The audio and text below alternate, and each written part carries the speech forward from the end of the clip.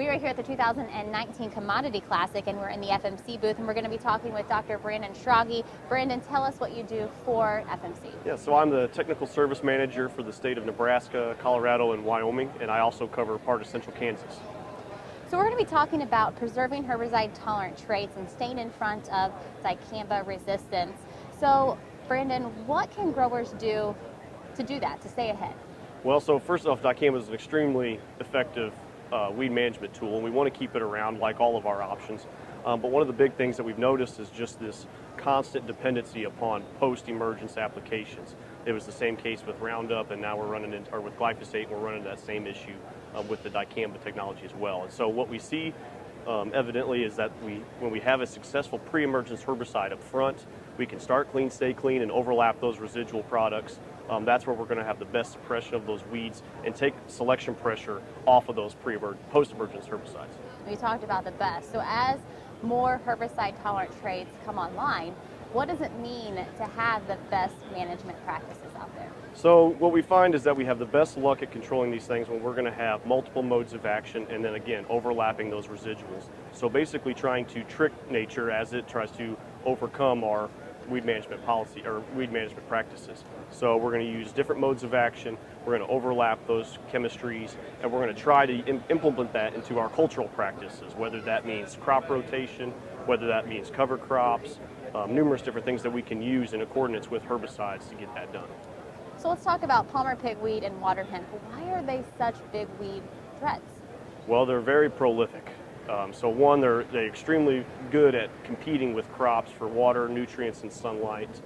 They readily, can take up the water and nutrients that we're after for use in that crop. And then, like I said, they're very prolific. They can have, the reproductive capability is quite astounding. They're going to have many, many offspring. And so just therefore, when you have more individual plants to select for resistance, that just promotes that opportunity even better. So how can we combat these weed threats while still protecting herbicide-tolerant trait technologies that we need? Right. So again, it comes to using every tool we got. So whether that's cover crops, crop rotation, the Palmer amaranth and your water hemp are going to be highly adaptable with corn and soybeans. And so sometimes our rotation is not enough to take care of that. But we do tillage management, where we're actually incorporating some seeds. But in many cases, we're also going to rely on no-till because that has, over the last 10 or 12 years, improved our soil health. So it's really going to be the use of every tactic we have, and starting with either a fall-applied residual chemistry that gets a good start on some of those early emerging weeds, and then coming out with a strong pre-emergent herbicide that's going to give us lengthy residual, and then coming in effective post-emergence applications to control escapes, and as well as overlap that residual to get us through until full canopy. And then if we do have any adult weed escapes, we need to make sure we're getting out there and getting those removed so we're not contributing more seed to the seed bank. You mentioned soil residual herbicides. Let's kind of dive deeper into that. What role do they play in combating these tough weeds? So what these are going to be able to do is control the weeds before they even get a start. So they're metabolizing at a much slower rate when they're germinating from the soil, and so they're easier to control at that stage than when they're larger. It's just common sense in that aspect. And so if we can get on them early and we're controlling that population where we're getting less, actually making it to full emergence, well then our post products are going to do a much better job.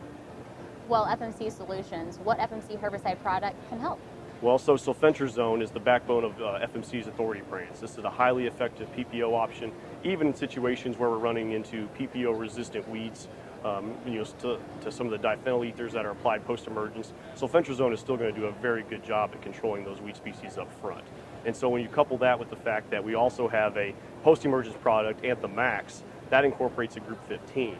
And so like with Authority Supreme, you have that group 14 and 15 in a premix. And so what we essentially have is the best group 14, best group 15 working together to control those before we start using, say, our group 9s or our glyphosates or our group 4s, which would be the dicambas and 2,4-Ds later on. And so now what you've successfully done is incorporated 4 mechanisms of action into that one season's weed control plan. Well, when we're talking about that season's weed complete control, why does it matter to get 95 instead of 100% control? Why is it so important? Well, so 95 is not sufficient. We like to see those numbers in the 90s, but we want to get 100% weed control every year because anything that survives is potentially going through that application with sublethal rates, meaning it could be potentially resistant, and it's going to have offspring that can go into the soil seed bank. And when you consider that we do have, especially with the Amaranthus species, we do see actual resistance trait hybridization between those two. And it may only be at 1 or 2%, but when you consider that they can produce up to 600,000 seeds per female, that's still a lot. And so we have to have absolutely a zero tolerance policy on weed escapes in the field. Well, thank you, Brandon. Once again, talking about preserving herbicide-tolerant traits and staying in front of dicamba resistance here in the FMC booth at the 2019 Commodity Classic. I'm Jamie Johansson.